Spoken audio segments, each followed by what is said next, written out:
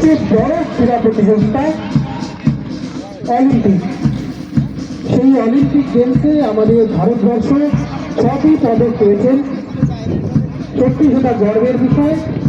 আমাদের ভারতবর্ষের হয়ে প্রথম পদকটি পেয়েছিলেন মনু ভাকের, শুটিংয়ে ব্রোঞ্জ পেয়েছেন, এবং মনু ভাকের এবং সর্বজন সিং 10 মিটার পিস্তলে ব্রোঞ্জ পদক পেয়েছেন।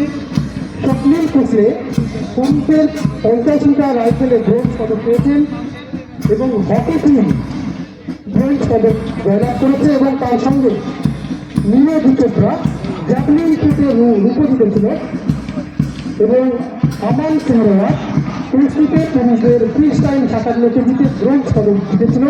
তো সত্যি ভারতবর্ষ এই 6টি পদক জিতে সারা বিশ্বের মধ্যে 71তম স্থান দখল করে নিয়েছে।